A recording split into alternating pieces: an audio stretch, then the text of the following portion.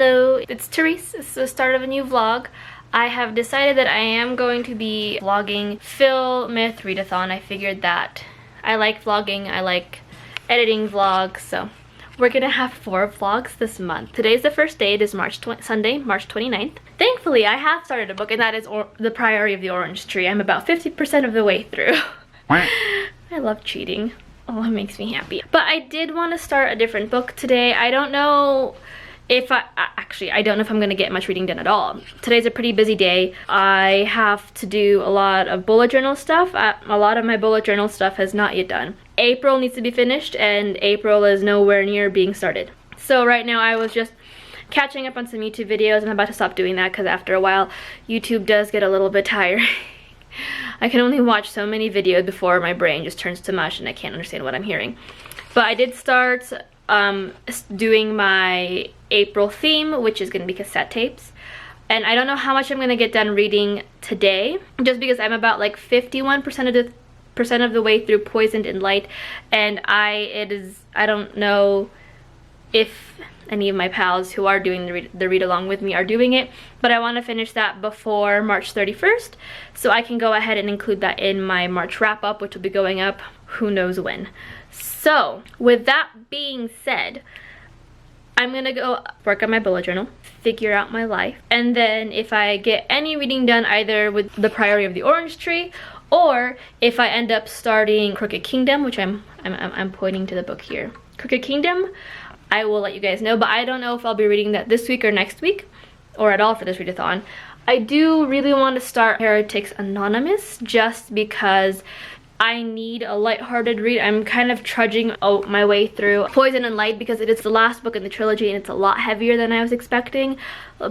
Death and things, sacrifice, and all that fun stuff that tends to happen in a high fantasy novel is coming along, and with everything going on in the world right now, my body is just like telling me that I can't binge read a book that is getting a little heavy. Same thing with The Priory of the Orange Tree. Things are picking up, which is amazing. But also, people are dying and my heart is getting broken, and I don't know if I can do that. And then I also, aside from just bullet journal stuff, I also am bleaching my hair. This is what happens when we leave Therese alone.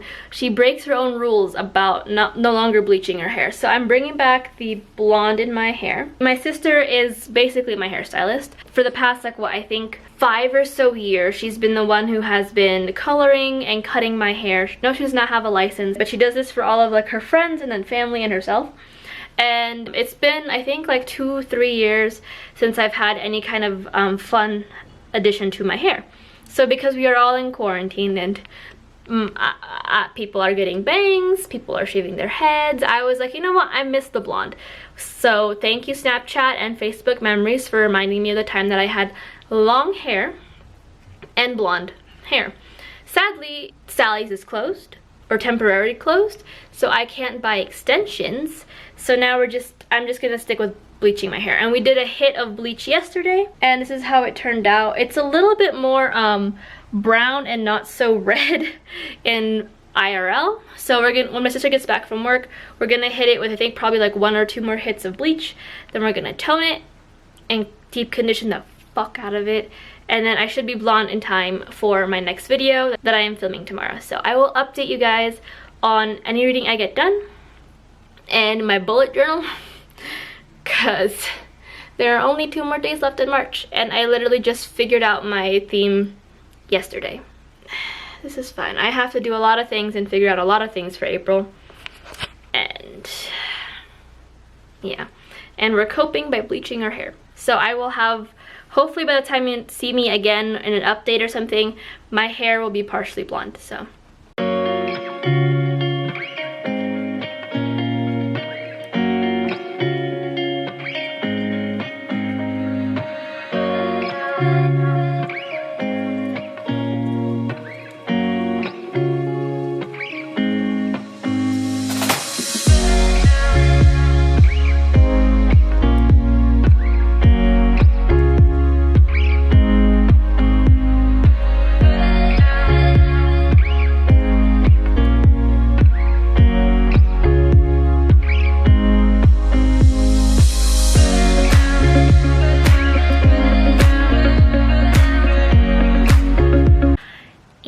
now Wednesday, April 1st. I have not vlogged a ton these past few days, and you are staying precariously on my bed on top of some books that I'm currently going to talk about.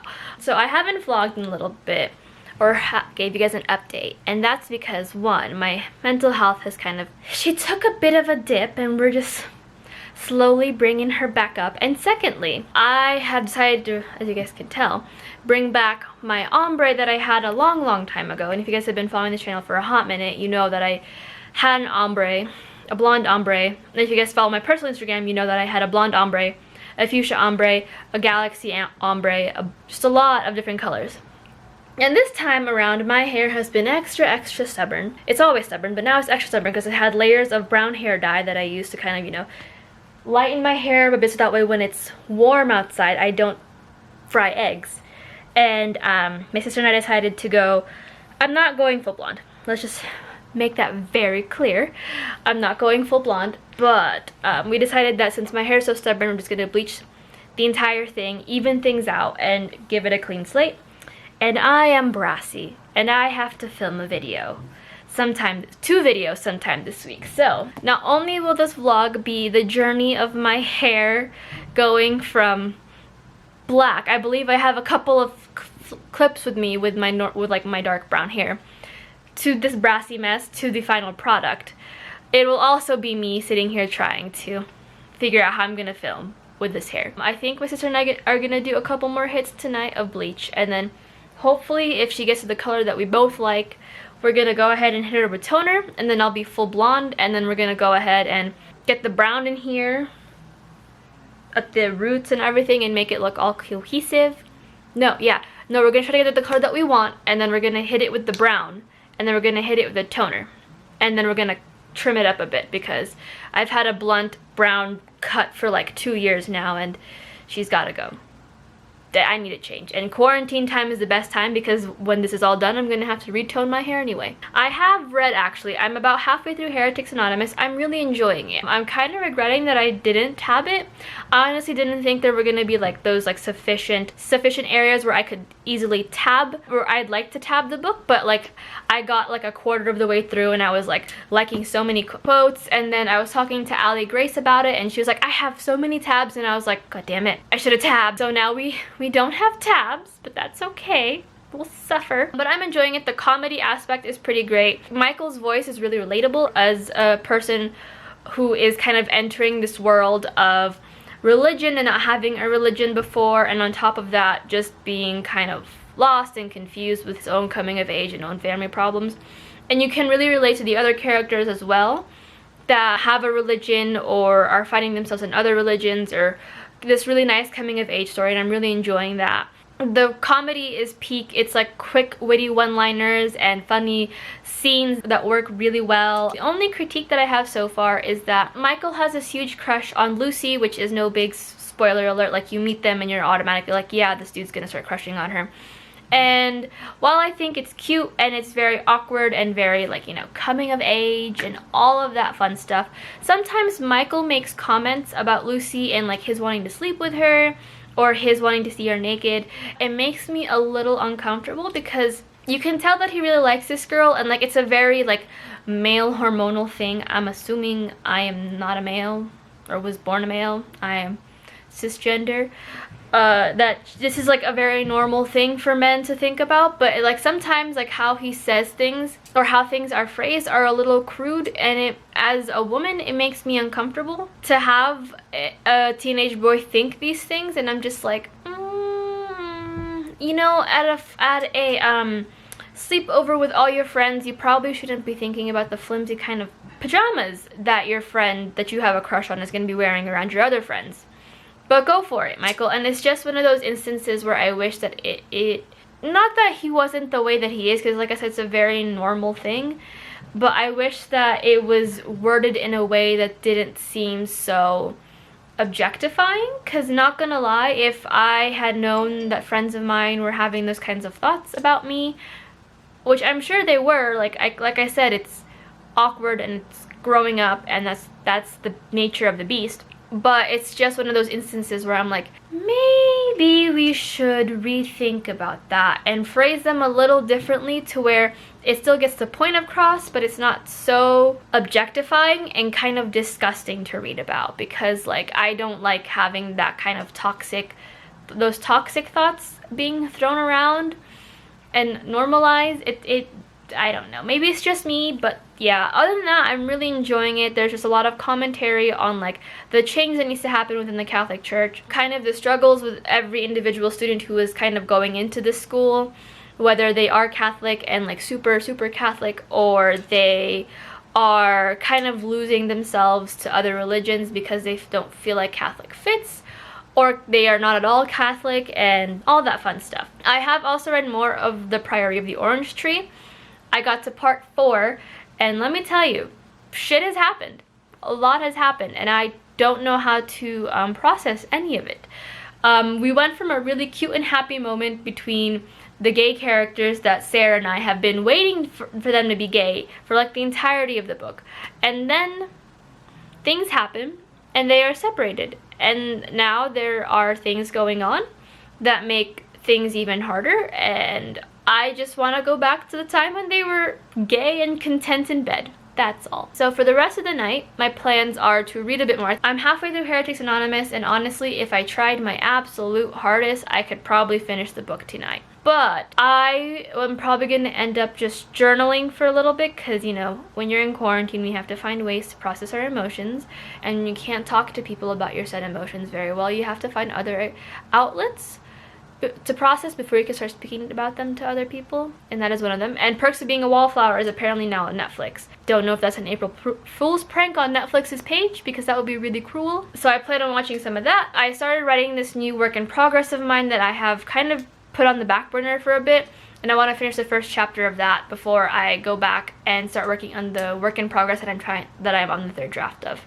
And then if my sister and I have time tonight, which I'm sure we'll find a way to fit it in, because we have been. I literally went to bed at like 1:30 last night because we were bleaching my hair.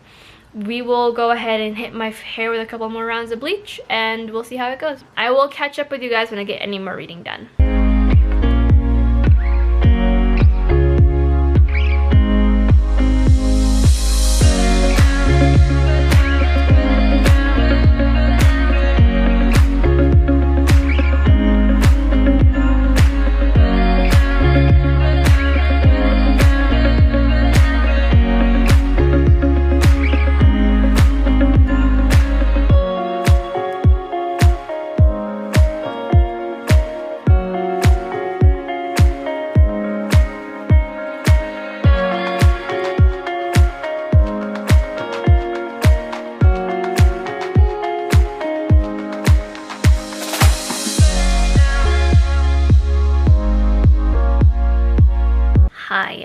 So it is now 9 o'clock. Update on the hair, as you can see, I have bleach, and this is the, what is this, like the 5th round now?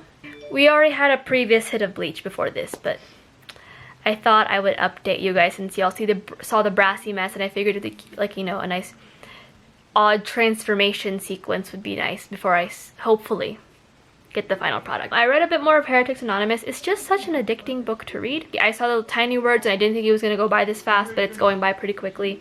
And I have to pace myself, but also it's a readathon. So I shouldn't be pacing myself because I want to read the most books that I can.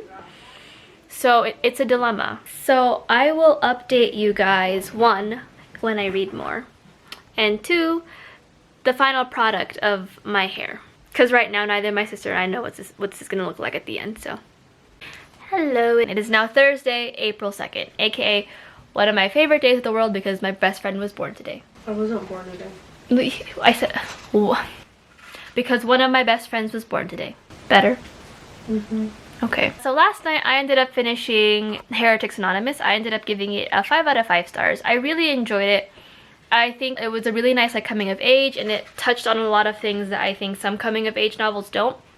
I feel like some coming of age novels, especially like YA, they focus a lot on just one aspect and not kind of the intricacies that happen with you figuring yourself out, and then like potential angst with parents and relationships, and like figuring out like, is this the like religion, and like how you want to do it, and like how comfortable you are with all this stuff, and like all the stuff in between. And I think that Heretics Anonymous did that really well, and I think it did it really poignantly in a way that it was dramatic in the sense that it fit for a teenager, but it wasn't so dramatic that you can tell that an adult was the one who wrote it, you know?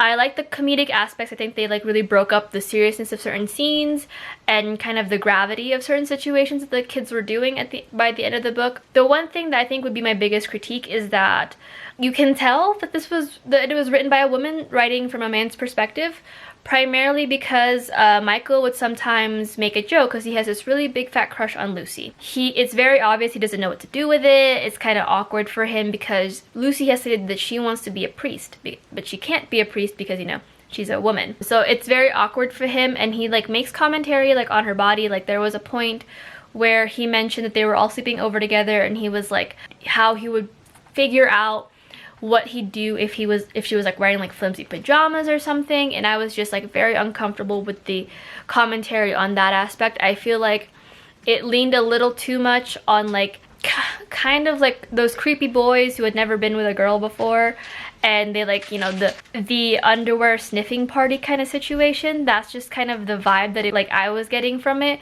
and his commentary on like Lucy and all that stuff, which it seemed like it wasn't the case for him, considering that he seems fairly knowledgeable on sex and like relationships. So I was surprised that he was struggling to really put things in his perspective.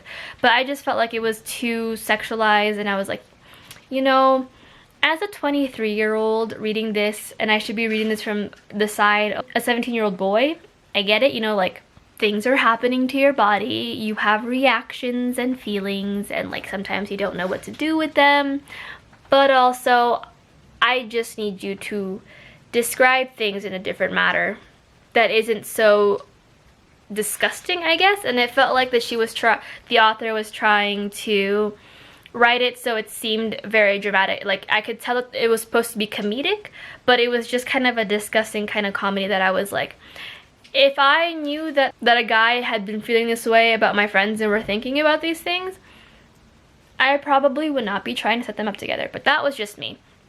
So now I am reading Ilustrado.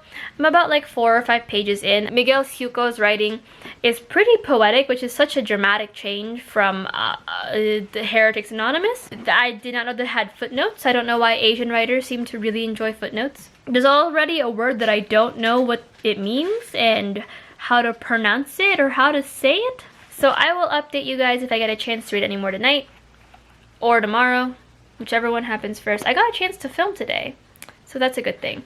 But my sister and I are probably going to hit this. We are definitely going to hit this with like one more thing of bleach. Then we're going to go put the brown in, because somehow last night the brown is a lot lighter than we thought it was going to be. So yeah, we're just going to darken that up and then probably tone everything. So I should be, next time you see me, I won't look like a redhead. Strawberry blonde really, but like at least we know I can work it. So yeah, I'll update you guys when we get there. It is now Friday, April 3rd. About lunchtime. I have like maybe another 20-ish minutes left in my break. I haven't had a chance to actually read much of Ilustrado. I was trying to read it last night and I'm just exhausted. It's been a pretty late couple of nights for my sister and I trying to get my hair properly dyed and bleached, because my hair has been unbelievably stubborn this round. So here is what we have before we tone it tonight. We stayed up until 2 a.m.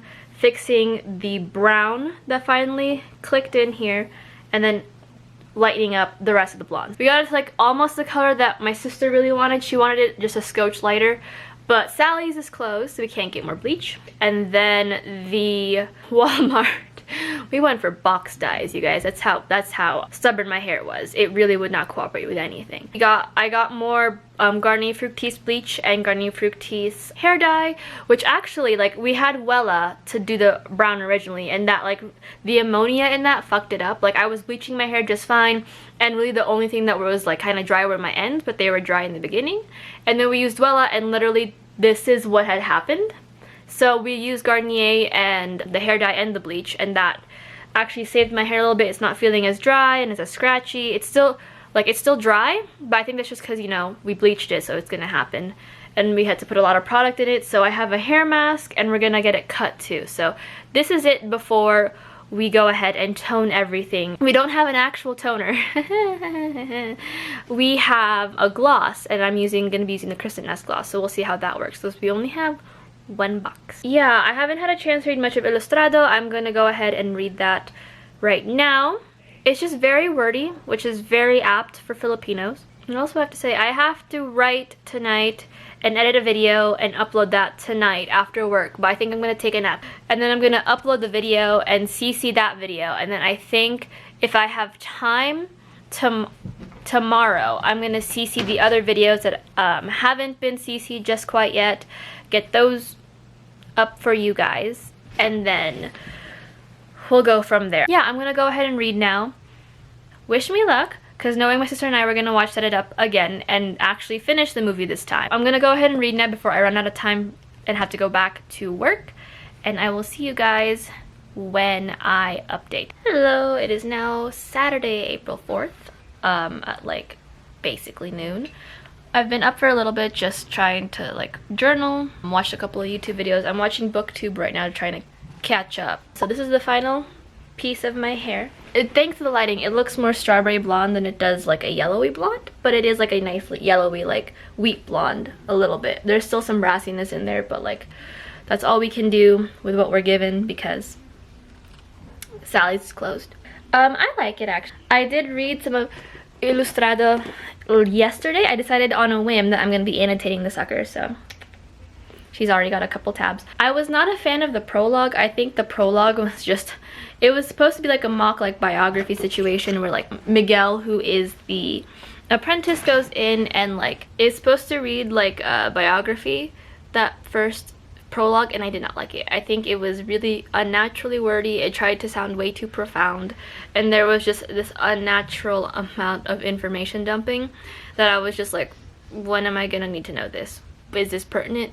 Am I gonna remember any of this? No, because you gave me basically his entire life story about how he's this tragic, amazing asshole and everyone should love him, but they didn't love him, and it's just, I don't know. I had do still have to do a couple things. My sister and I ended up watching Onward last night, and I fell asleep about halfway through because this is very on brand for me when I watch movies late at night and I'm laying in bed.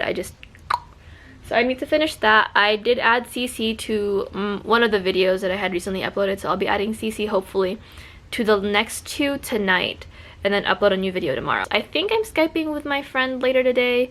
I don't know, she hasn't texted me in a little bit, so possible that she forgot. I'll probably text her in a little bit and be like, are we still okay to Skype? I am gonna finish watching some booktube videos. I can't binge them anymore just because I like adding comments, and sometimes it is draining to binge like 10 of them in a row and add comments to all of them. So I'm probably just gonna read a little bit, finish the video that I'm working, the next two videos I want to say, and then I'm gonna vlog for you guys a little bit while I'm reading. Because I don't know, I like vlogging when I'm annotating a book because you can see like, yeah.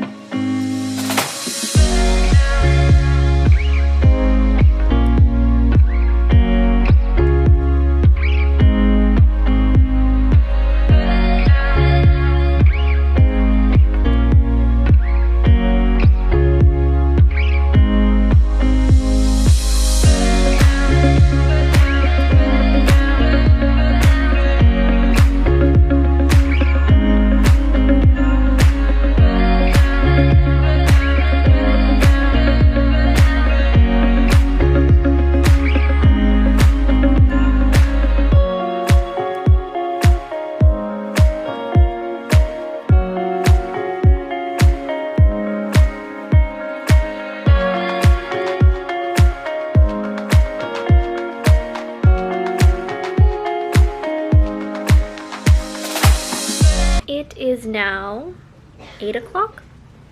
Wow, we had dinner pretty early. It's 8:30. I am on chapter 3 of Ilustrado, and I don't know if I like it or not. It's just weird because it's supposed to be it's trying to be a mystery by like piecing things together from the past, and then also like a weird, I'm trying to figure out myself as a person because I have somewhat hindered my Filipino-ness, but also not hindered my Filipino-ness, and it's weird. I could have been wrong with that interpretation, but it's fine. And like it'll throw bits and pieces of like Crispin, who is the mentor, and his writing, as well as Miguel trying to write the autobiography for his mentor. And it's like I don't like the switches, because like it switches freaking font styles, which I don't get. I don't like it.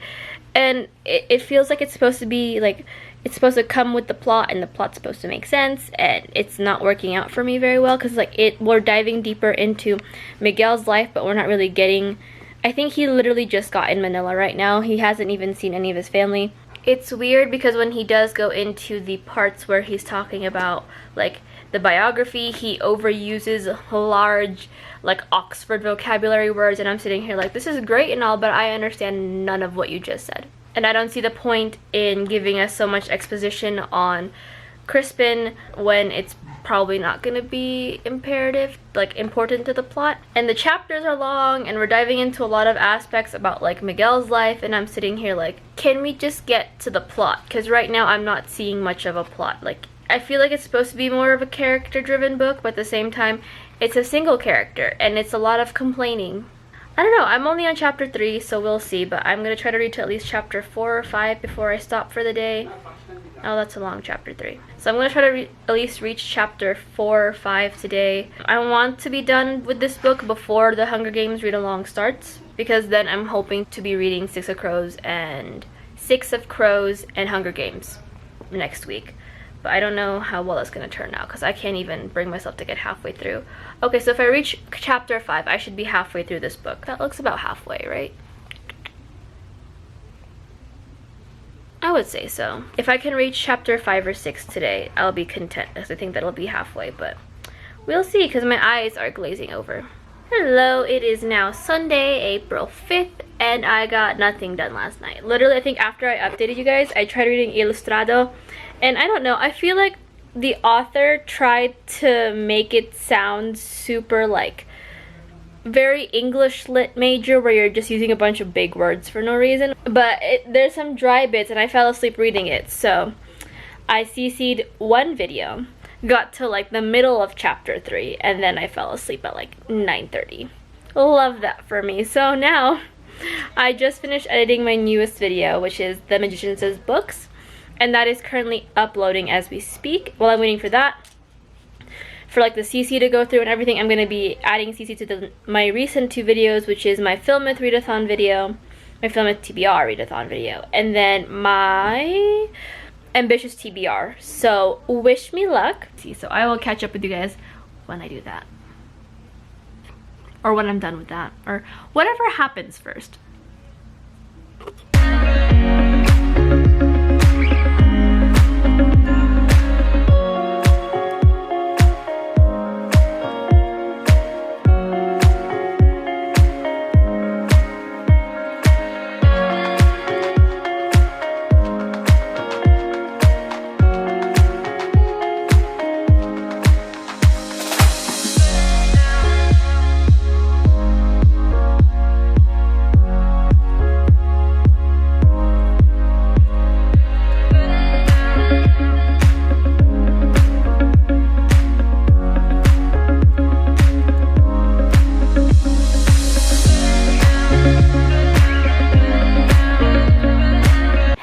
It is now Tuesday, and I realized I didn't close out this week's vlog, so I'm just going to close it out here, because knowing me, I probably talked a lot in the last week's vlog, and I need to make a space. So, yeah, that's the first week of PhilMyth Readathon. I have read 1 out of 8 books. Love that for me. I'll see you guys next week with my next vlog for the second week of PhilMyth Readathon. Hit like, subscribe, comment, all that jazz, and I'll see you guys next time. Bye.